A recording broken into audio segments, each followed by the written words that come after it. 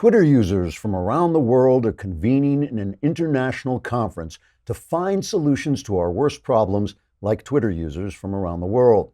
The first annual meeting of the most vocal Twitter users has adopted the theme, "Screw you, I hate you, now die," and will be held at a venue meant to represent a real-world analog to the Twitter environment, namely a seething lake of fire under a sign reading, "Abandon all hope, ye who enter here."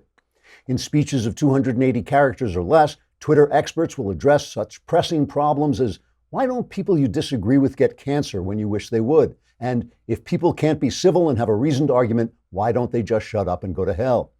Various Twitter experts will put forward fresh ideas for solving the world's problems, such as writing the same sentence 5 times in a row in order to alter the nature of reality, banning anyone who won't admit that the nature of reality has in fact been altered, and researching anyone who achieves anything of worth until you find some offhand statement they made when they were 15 years old so you can destroy their lives.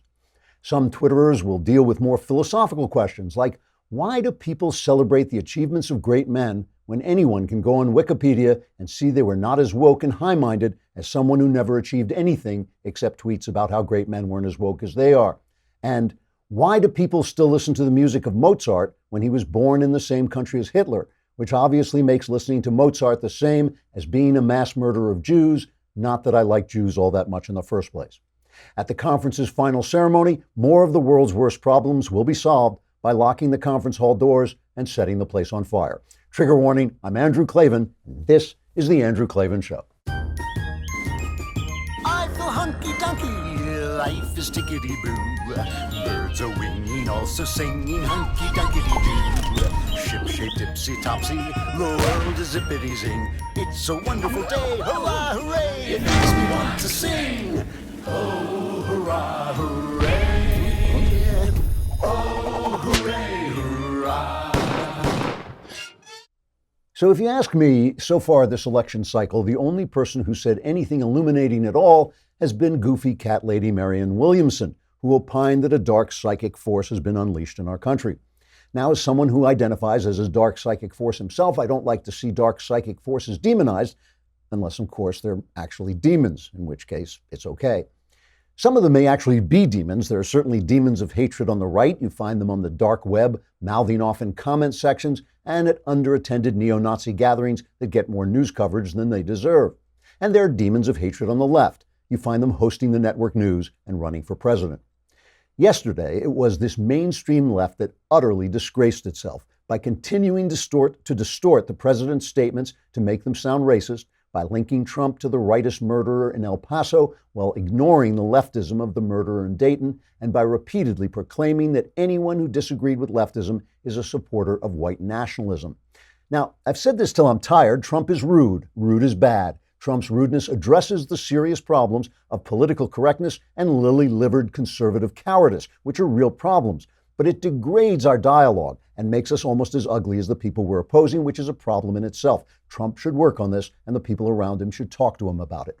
But having said that, the mainstream left really is appalling, using the bodies of the innocent dead to push their agenda, using grief to obscure their bad arguments, hoping fear and panic will lead us to give up our freedoms and the weapons we need to defend our freedoms, demonizing every point of view that's not their own. Shame on Elizabeth Warren, shame on Beto O'Rourke, shame on Chuck Todd and Joe Scarborough and Christian Amanpour and anyone else who can't address the tragedy at hand without maneuvering for political position. It's disgusting. Every one of these people should retreat into solitude for a year of penitence before coming back to speak in public. However, we cannot let the noise of the left, which is the noise because they own at least 90% of the communications apparatus in this country, we cannot let the noise of the left turn us into the mirror image of the left. We can't let them make us forget that there are many who oppose us in terms of policy who want the same things we do in terms of results. We all want a nation of freedom and tolerance, of health and wealth and safety, compassion and progress. There is a way to discuss these issues, even to argue about these issues without tearing each other to pieces. And if NBC and ABC and the New York Times won't help us find that way, and they won't, we'll do it ourselves. To paraphrase the immortal final line from the film Jagged Edge, screw them, they're trash. Let's not become trash ourselves, but start to try to think this through among ourselves. Among, I mean, the remnant of Americans who treasure our founding, support our ideals, and are willing to reason together. All right, we will get started and talk more about this in just a sec, but first let's talk about Rock Auto. Nowadays, there are so many different types of cars on the road. There's just no way the auto parts store can stock everything. Why wait in line to find the right part that's probably overpriced when you can do it all with the convenience of Rock Auto, rockauto.com. I love Rock Auto. It sounds great. rockauto.com. I know I myself want to go to the experts. I'm insecure. I want to go and see somebody with a computer in front of him who says, yes, I'll find you the right part, but you don't really need to do that. Go to rockauto.com. It's a family business. It's been serving auto parts customers online for 20 years. You go and you can shop for auto and body parts from hundreds of manufacturers. Whether it's for your classic or daily driver, get everything you need in a few easy clicks delivered directly to your door. The rockauto.com catalog is unique. It's remarkably easy to navigate, and best of all, prices at rockauto.com are always reliably low, and the same for professionals and do-it-yourselfers. Why spend up to twice as much for the same parts? Go to rockauto.com right now and see all the parts available for your car or truck. Write Klavan in their How Did You Hear About Us box so they know we sent you. And also they have a little box that says, how do you spell Klavan? No, they don't. I'm making that up, but you spell Klavan, Klavan. There are no E's in Klavan. Tomorrow is the mailbag. Tomorrow is the mailbag. If you go to dailywire.com, hit the podcast button, hit the Andrew Klavan podcast, you will find a little picture of a mailbag. If you are a subscriber for a lousy $10 a month, a lousy $100 for the year, you can ask me any question you want. Ask me about religion, ask me about politics, ask me about your personal life. All my answers are guaranteed 100% correct and will change your life. Possibly for the better, possibly you're screwed, but it's worth finding out. So go on over to dailywire.com and get your question in the mailbag for tomorrow. You were a little late. Maybe you're just waiting for me to relax, thinking you weren't going to do it today. There you are. All right. So let me start by showing you two videos that are, to me, the difference between wisdom and unwisdom, wisdom and foolishness. All right. First of all, here is the El Paso mayor. Obviously, this is where the right-wing shooter went off and killed so many people. This is Mayor D. Margo talking about the tragedy in his town. We're dealing with a tragedy of 22 people who have perished by an evil, hateful act of a white supremacist that has no bearing or belong in El Paso. It was not done by an El Pasoan. No El Pasoan would ever do this. And I don't know how we deal with evil. I don't have a textbook for dealing with evil other than the Bible. I'm sorry. Obviously I'm sympathetic to the idea that the Bible is a textbook to deal with evil, but that's not what makes that wise. What makes that wise is he understands that he is dealing with something that is eternal in human affairs, that he doesn't have the answer, that people are hungry for an answer and looking for an answer will get you into trouble. He is being wise. I also want to point out that this wisdom is coming from the mayor of El Paso, which is an honorable position, but obviously not a big national position. It's not a network news position. It's not a senatorial position. It's not the president's position. And we were just talking before the show started about this new Tarantino film, Once Upon a Time in Hollywood, which I enjoyed. I like. It's a very thoughtful film, very interesting film. It's got a lot of flaws, a lot of self-indulgence. But one of the things I loved about it, what I think is maybe the center piece of the movie, is the character played by Brad Pitt. And Brad Pitt plays a kind of loser. He's the stunt man who's become a driver to this kind of washed up TV star.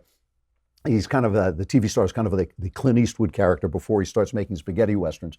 And Brad Pitt plays this guy, and yet you find out as the show goes on that this loser, this guy with no ambition, this guy who's satisfied just to be a factotum, a follower, is the decent moral heart of the movie. And that's a very Christian point. The Christian point that the people who run the world, the people who are the most important in the world, are not always the best people in the world. And I look back over our presidents for the last couple of years, in the last one, Obama was a narcissistic ideologue who wouldn't change his mind about his policies. Even when he saw they didn't work, he just went to the old Democrat playbook of dividing us over race.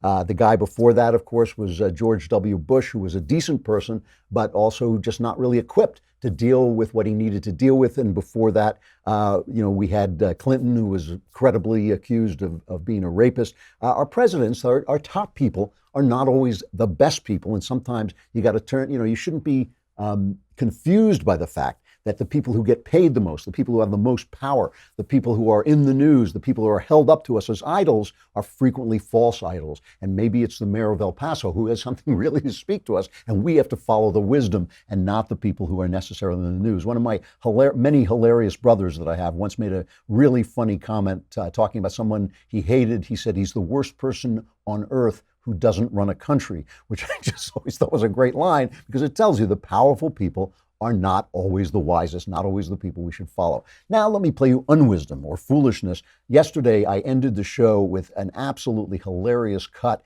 from the National Convention of Democratic Socialists in Atlanta. And it was this cut. The poor woman who was trying to, chair the meeting couldn't even get out a sentence without saying, oh, you use gender language. Oh, you're doing this. Oh, you're doing that. So here is the guy at the National Socialists, the Democratic Socialists National Convention, a supercut of him announcing the rules to the delegates. We have quiet rooms that are available. There's a range of options of these, right?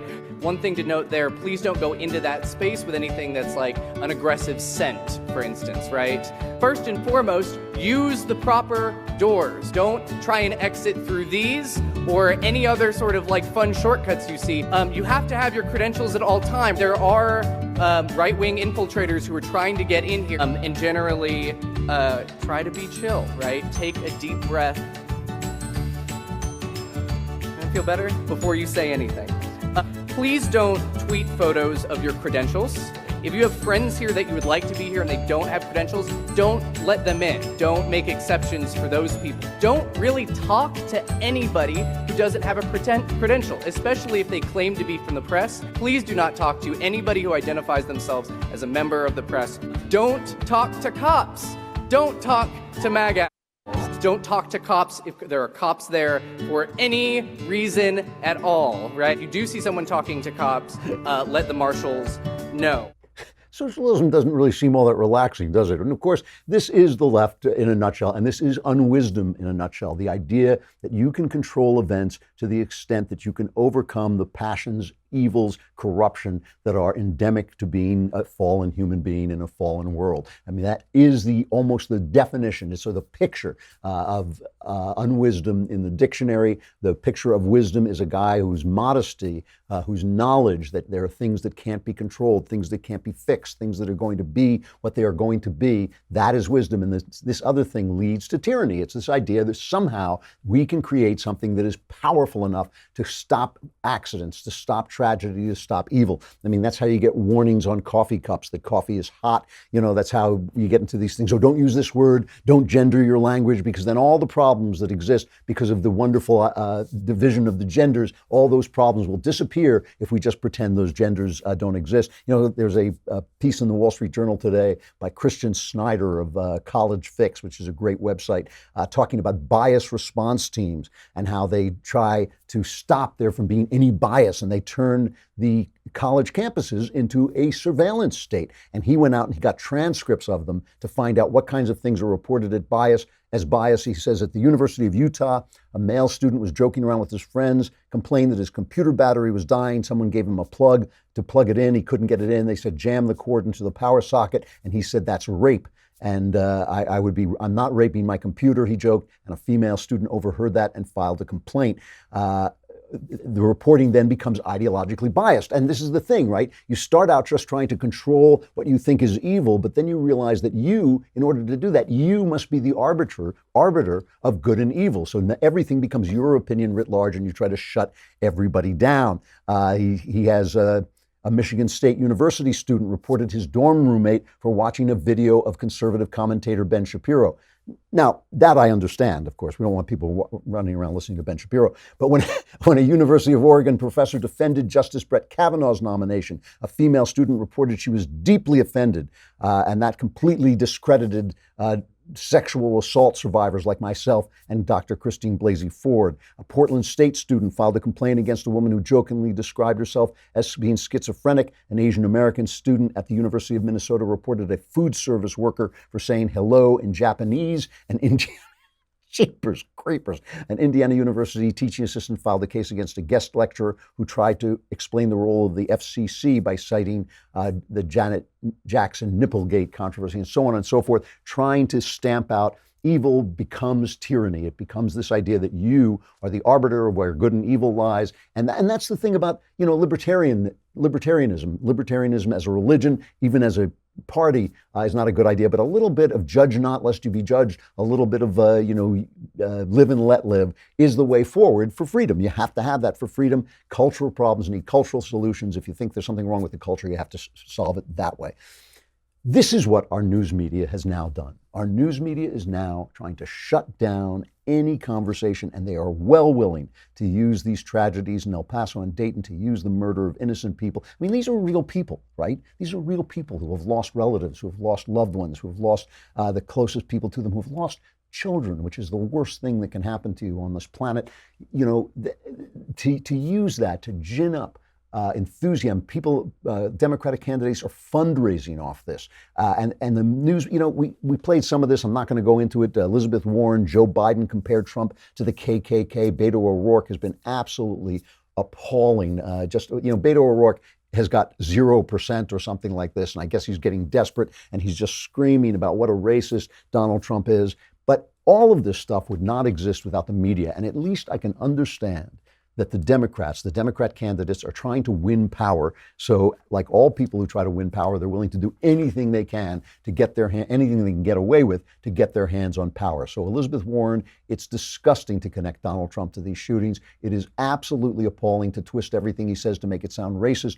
But it's the media that gets me, because the media has a job that I understand. That it is a job it's a meta job. It is a job to report both sides. It's a job to tell the facts, not the truth. Guess why? Because you don't know the truth. The facts are the only path to the truth. The media's job is to lay those facts down, not just the facts that appeal to them. So let me take a look at some of these guys before I get to what I want to say about how we can talk about this. But this is the noise that is drowning out civilized conversation. It's not so much politics. Politics is an ugly business. Donald Trump can be ugly. The left can be ugly. I get that. But the media has a higher responsibility, and they are not fulfilling it. They have become so corrupt. And remember, the reason they're corrupt is not because the individuals are corrupt. It's because the corporations want the left to win. They want big government. They want restrictions on speech. They want women in the workplace, whether the women want to be there or not, so they have more workers and can pay them less. These are things that corporations love. They want control over the conversation. These are things that corporations want. And so they only hire people on the left. The people on the left are surrounded by people who agree with them. They do not know how biased, how corrupt they've become. They really don't. I think many of them are perfectly decent people, but they're simply in this soup of leftism, and they cannot see out of it. Here is Dan Rather. Now remember, Dan Rather is a guy who disgraced himself. I always thought he was a show-off. I thought he was Jim Acosta before there was Jim Acosta. But he's on with Don Lemon, so it's the Dan and Don show. And just remember, Dan Rather is a guy who reported what he thought should be true about George W. Bush. He got forged documents to quote unquote prove that George W. Bush had made some minor mischief in the National Guard when he was a kid. So that was the thing he sacrificed his career for, to show that George W. Bush hadn't always done the right thing. And he got forged documents. And even if the forgeries were proved, he said, well, it's not the forgery, they're forged, but they're telling the truth. So he reported what he called the quote unquote truth in spite of the facts. And here he now is recommending that to Don Lemon as the way to do journalism. My fellow members of the press, I suggest we refrain from quoting the president's words from prepared speeches into headlines and tweets without context. He sometimes says the right thing. The real questions are what he does and what he really believes. So, you've been watching this all along. What does he really believe, you think? He believes that fear conquers. That's his basic belief. He's all about fear. And Don, this moment in our history, which I want to make clear, I'm here with a strong sense of compassion and grieving for all those families who suffered in these most recent shootings. But this moment in our history reminds me a great deal of when I was covering the civil rights movement and Dr. Martin Luther King in the early 1960s. There was clearly, definitively, right and wrong. Mm-hmm. That was the truth of the situation. Then and now, it's the job of journalists not to try to hide or obscure, but to speak the truth. And that's where we are now. People say, well, I'm not sure President Trump is racist. Well, racist is as racist does.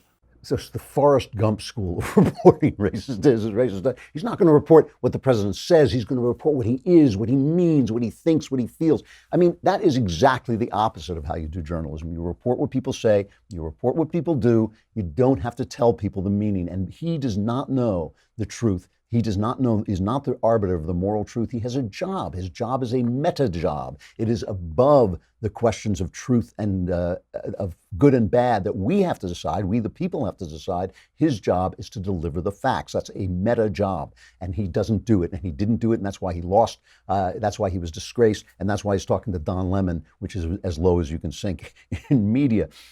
The other one, and by the way, this thing, not only is it the corporations who only hire leftists, so the leftists don't know that they're corrupt and don't know that they're just repeating this stuff. Once you do that, right, your audience is now narrowed to leftists, and you can't do anything but serve them, right? Because it's a commercial business, you got to make money. The New York Times yesterday, after Donald Trump came out and said we have to get rid of racism, we have to condemn racism, which is what everybody called on him to do. The New York Times ran a headline, Trump urges unity versus racism. Trump urges unity instead of racism. And their audience went nuts. How could you say this? How could you say what? They told the truth. They told the truth about what Trump did, what all these people say he never does, and he did it. They told the truth, and they didn't want to hear the truth. They can't handle the truth because they're all leftists. They've limited their audience to left, so they changed the headline to Trump assails hate, but not guns. So here is what one of the people I think is just a person who should not be on TV is Christian I'm a Poor Journalist. And Christian I'm a Poor Journalist, I think she's been a terrorist supporter. I think she is one of the most biased, dishonest reporters on TV. And she goes after Kellyanne Conway. And listen to this. What she does is they created these distorted code words of what Donald Trump says. So Donald Trump said there are good people on both sides, which he didn't, meaning that there were not good people and Nazis, which he didn't say. He said infested when he talked about rats, but he really meant the people were infested because the people, all this stuff is nonsense, but it now becomes code words, and she simply hammers Kellyanne Conway with this and will not let her answer the question, as if somehow she is bringing this great moral force instead of this great force of distortion and dishonesty to bear. Now the words, because most people who study this, including FBI, including the experts on this, not the chattering classes, not the armchair, observers, but the experts say that there are climates of hate that are created and usually from the top. So I'm asking you, will you and the president's advisors seek to restrict his Twitter use and his other use of these words? What he said about Elijah Cummings, what he said about Baltimore, what he says about migrants. Christiane. Yes or no? It's simple, because if it's no, it stays there at the top. Here's why. No, I'm not telling you what I discussed with the president. No, I'm asking you, do you agree with that? Do you agree with it? Infestation, invasions. These are important words. Keep repeating Look it. back in history, Kellyanne. It because a day ago, your network insisted that this president would not come out and denounce racism, white supremacy, bigotry, call this evil, call him a monster, try to fix our mental health. Okay, so the simple question and follow-up is, will he then not say those things on the air, on Twitter, on social media again? What trash? What trash? Infestation, Baltimore, Elijah Cummings, these are things that are just code words to them. It's just to them because they're surrounded by more them. And she won't let Kellyanne Conway say yes or no question whether you're going to take my lies and distortions and echo them back to me, or you're not, or you're going to make yourself look like a bigot on my show. That's the yes or no question. That's the only choice she gives. Instead of letting her answer the question and saying you're distorting everything the president says, and then you just repeat it to me as a code. I got to give a knock. The Wall Street Journal is basically my favorite newspaper. I think they do a good job. But yesterday they repeated this thing about the good people on both sides. It was buried in one of their stories on hatred and white supremacy and white nationalism. And it really was a terrible, terrible thing to do. Go on PragerU. I'm not going to play it now, but go on PragerU and take a look at Steve Cortez. He's the conservative commentator on CNN, and he does a good thing exposing the lie of the Charlottesville, and Dennis Prager's written a good piece about that today as well. So the thing is, when we have these people, this incredible noise, this incredible hammering of noise coming at us, like, how do we talk about this? How do we begin to talk about the fact that we know there are bad people on both sides?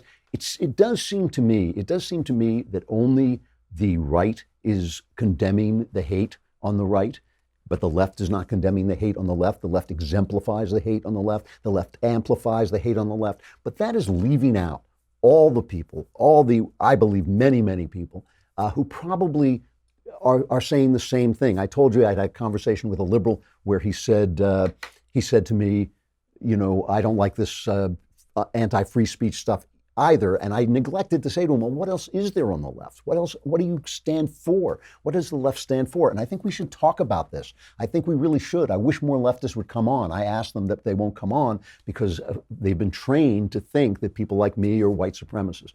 The guy who shot up El Paso, he was a white nationalist. Knowles made this point yesterday. He was a white nationalist, which is different than a white supremacist. These guys put forward this idea. It was the same thing with the New Zealand shooter. They put forward this idea that, no, it's not that I hate people of other races. It's not that I hate people of other races. I just think each person to his own neighborhood, each person to his own country. And the thing about that is, that has been the opinion of most of humankind for most of human life. The French are the French because France is called France because it was inhabited by the Franks, and England because it was inhabited by the Angles. The countries were named after their races. All countries were assumed to be the neighborhood of that particular race. And in cases where they weren't, they developed a mythology, like Germany developed a mythology of some pure race that was living in Germany that actually was never there. But that was the idea. The idea was a nation was not just a nation, it was also a race of people. And you could talk about what the Italians were like, and you could talk about what the English were like, and the Spanish, and that had some valence because, of course, they shared a culture, and culture does shape who we are. When did that change? It changed with us. It's us they're all trying to imitate. When they talk about multi-ethnic countries, forget about multiculturalism. We don't want a multicultural country. We want a culture of freedom. But we don't mind having multi-ethnic countries, and we don't mind people coming over who are all kinds of different colors. But it's not diversity we're looking for. We're looking for unity of ideals. We all want people who believe in liberty. If they don't believe in liberty, they shouldn't be here. And all these conversations that we have, are they about life, liberty, and the pursuit of happiness? Are they about our ideals? Once we have those conversations, we can debate anything. I understand. I don't want people abused at the border. I don't want to see children hurt at the border. And I know that a lot of people say, well, the guys bringing them over are to blame. I get it, but we're here. We've got to deal with this. That's fine. But I also don't want to see the rule of law thrown away, because equality under the law is another great American ideal. And you can't have equality under the law unless the law applies to everybody, including sad-faced people who come over from the other side of the border. So fix the laws. That's Congress's job. They're not doing their job, and then for them to blame law enforcement is despicable. All of these things can be debated. We can talk about all of these things. We can talk about gender. We can talk about homosexuality. We can talk about all of them, but we can't talk about them under this barrage of news media telling us that one opinion is love and one opinion is hate. I mean, that's the idea of a child. That's the way children think. There's one idea is love and one idea is hate. We're all the best of us, all people of goodwill, and there are people of goodwill on both sides, are trying to get to the good thing. What is the good thing? And by the way, and you've heard me say this a million times, and sometimes people in this very office yell at me about this. I'm willing to compromise. I understand that in principle there should be no redistribution of wealth, that redistribution of wealth is unfair, it's anti-freedom, but I also understand that maybe in reality we need some of that, and maybe in reality there are ways to do it that don't have to do with government. Maybe there are things that there are bookends on capitalism. No system can control human evil, right? Including capitalism, including free markets. Free markets are the best system, but maybe there are ways to control free markets too. Maybe there are ways to take care that progress doesn't leave people behind. I don't want to see people paid a guaranteed income so they go away and die. I want them to be useful. I want them to have meaning in their life, and I want to make sure that our economy does that. That doesn't necessarily have to be done through government. It can be done through communities, but it's not like we can't talk about it between the right and the left. After all, I often compare this time to the Industrial Revolution. There were rules that governments made then, rules against child labor, rules about how long people can work, rules about factory safety. Maybe we need rules now about technology and how people can keep their jobs and how factories can promote people and educate people. Maybe we don't do it through laws. Maybe we just do it through programs that the government supports and says are good things and maybe gives you tax breaks over. But we can talk about compassion. We on the right should not talk about morality. We should talk about morality. We should talk about compassion. All these things can be debated, but they can't be debated as long as this constant spewing of hate comes out of NBC and ABC and CNN and the New York Times. They are shutting down the discussion by not letting the people they disagree with speak without being demonized. All right, got a great guest coming up, but I got to say goodbye to Facebook and YouTube. Come over to dailywire.com. Hit the podcast button, hit the Andrew Klavan podcast, hit that little mailbag, and then if you are a subscriber, which you should be because we want your money, if you're a subscriber, you can ask me any question you want. All my answers, guaranteed 100% correct, will change your life, and it'll just be a matter of incredible suspense and interest to find out whether it changes your life for the better.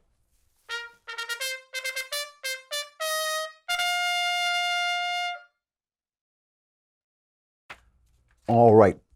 Rafael Mangual is a fellow and deputy director of legal policy at the wonderful Manhattan Institute and a contributing editor of City Journal. He has authored and co-authored a number of Manhattan Institute reports and op-eds on issues ranging from urban crime and jail violence to broader matters of criminal and civil justice reform. And he has written a really, really interesting article, which you should go on and look at about whether there are too many people in prison. Rafael, thanks for coming on. It's good to see you. Oh, thanks so much for having me on. This was a really fascinating article, and it's obviously answering these cries on the left that we have incarcerated too many people. Basically, you're saying maybe not so much. Can you outline that for us? Yeah, look, I mean, I think it's important to start out by acknowledging that there's certainly a subset of America's prison population whose incarceration may not be serving a penological end that's legitimate, right? For either because they shouldn't have been incarcerated in the first place or because they've been incarcerated for too long. We should be, through our system of government, through our checks and balances, doing everything that we can to identify who those people are and securing their releases with haste, right?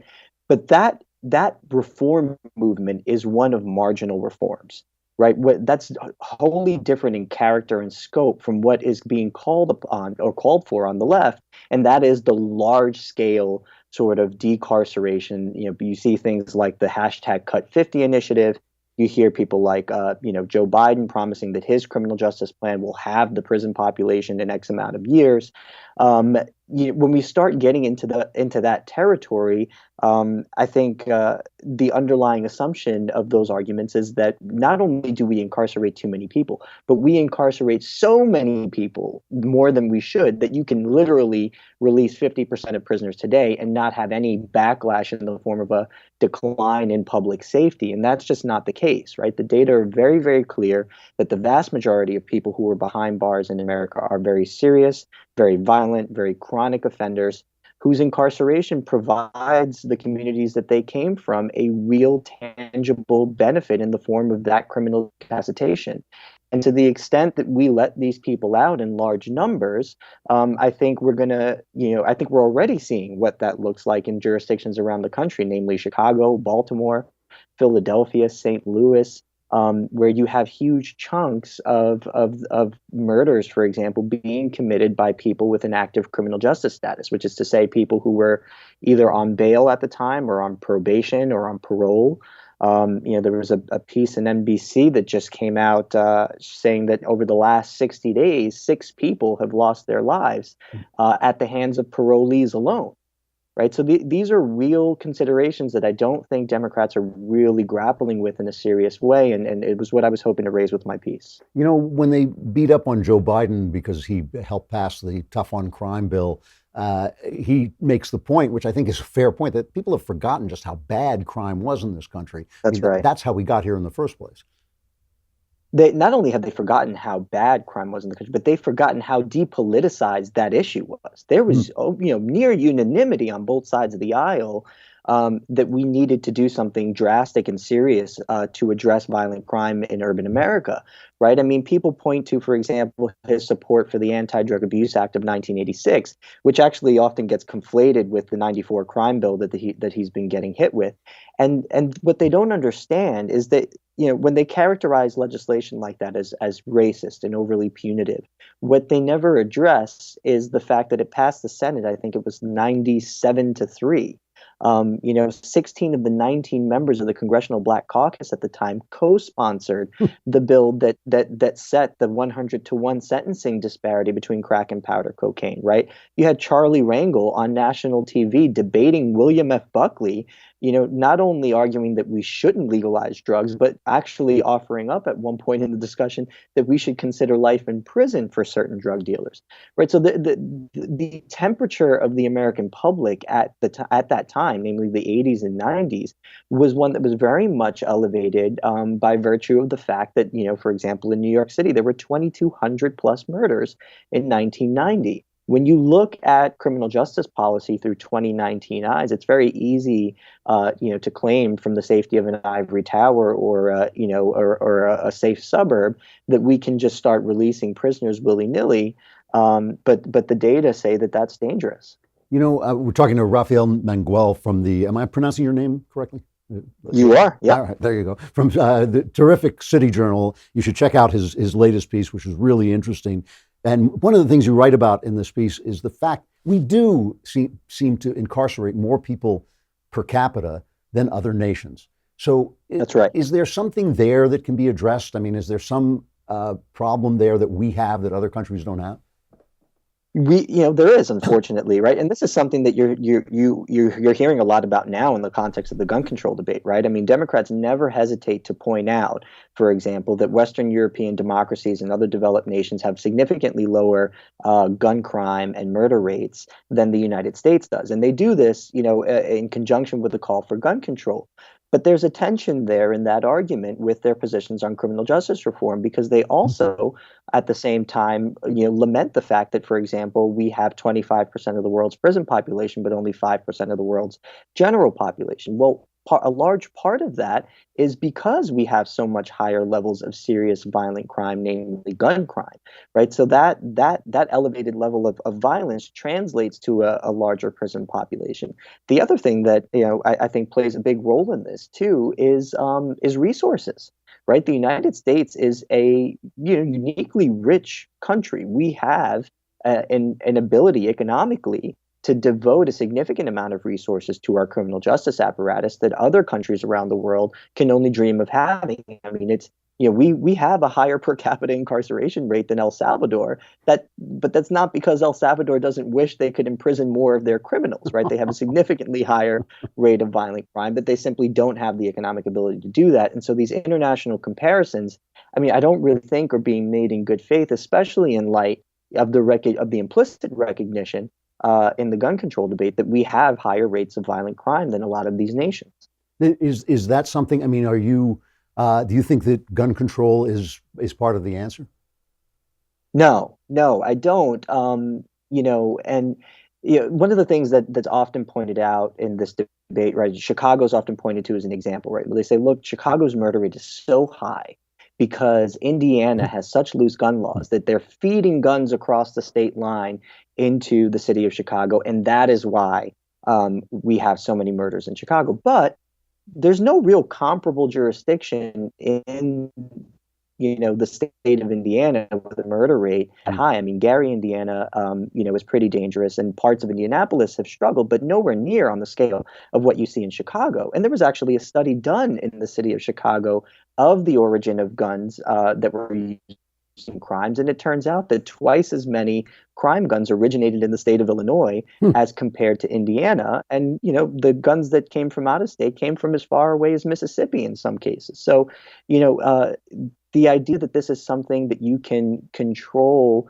through top-down, gun regulation, I'm not sure has real support in the data. I think Democrats would have a much easier time making a dent in serious gun crime if they were smarter about the criminal justice policies that they that they pursued. I mean, you can't say on the one hand you want more gun control, but on the other hand say that we should lower the penalties for people found violating those very laws that are already on the books today. What do you think of Trump's criminal reform initiative, or maybe it's Kim Kardashian's, or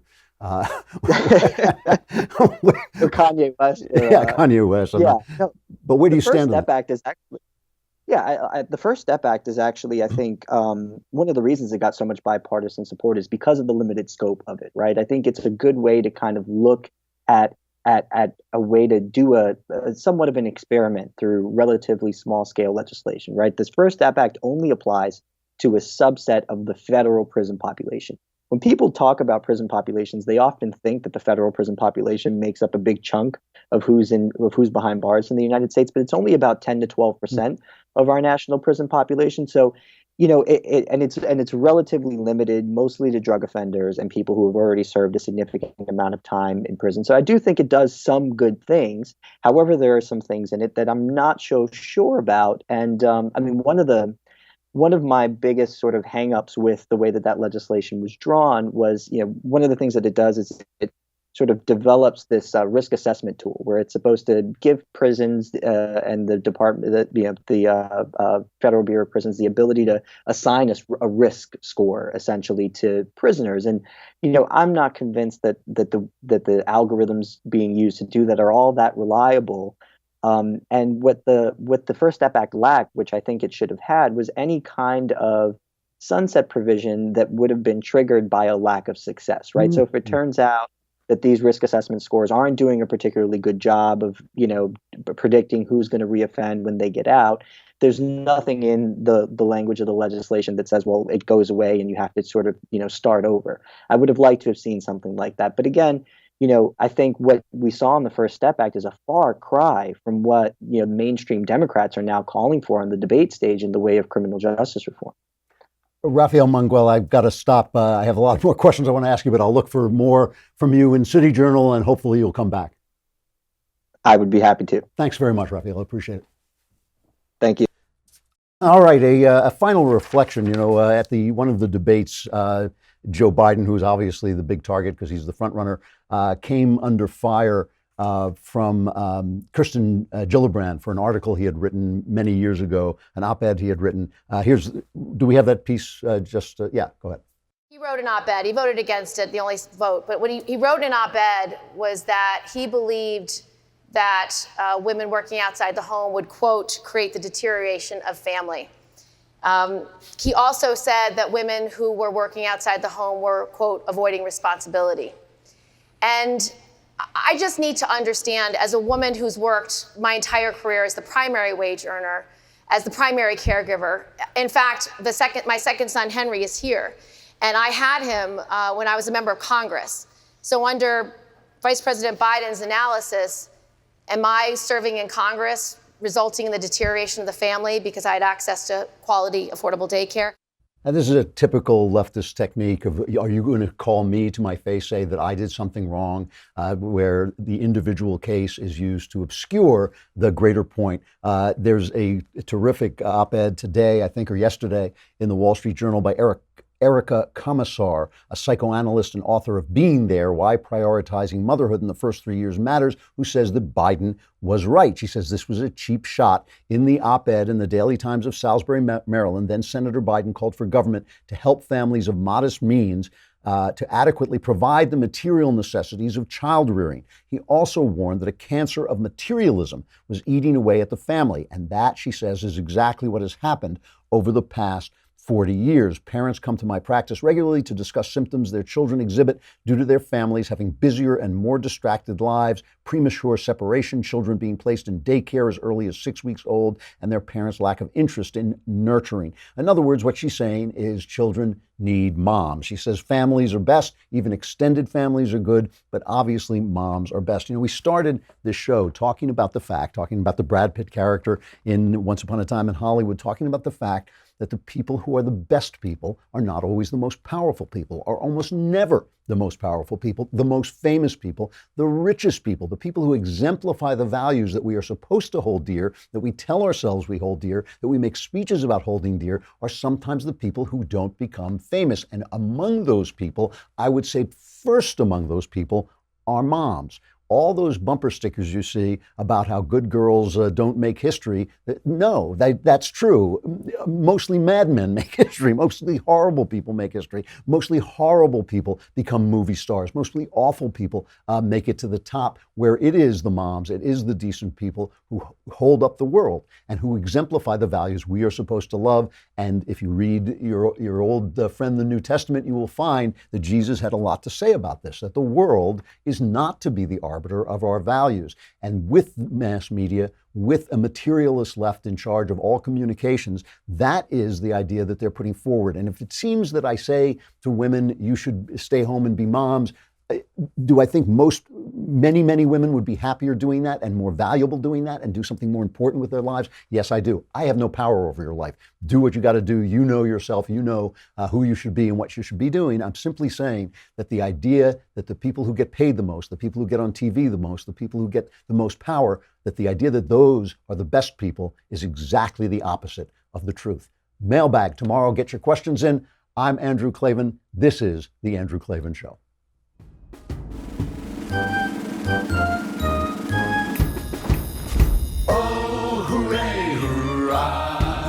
The Andrew Klavan Show is produced by Austin Stevens and directed by Mike Joyner. Executive producer, Jeremy Boring. Senior producer, Jonathan Hay. And our supervising producers are Mathis Glover and Robert Sterling. Edited by Adam Sayevitz. Audio is mixed by Mike Cormina. Hair and makeup is by Jesua Alvera. Animations are by Cynthia Angulo. And our production assistant is Nick Sheehan. The Andrew Klavan Show is a Daily Wire production. Copyright Daily Wire 2019.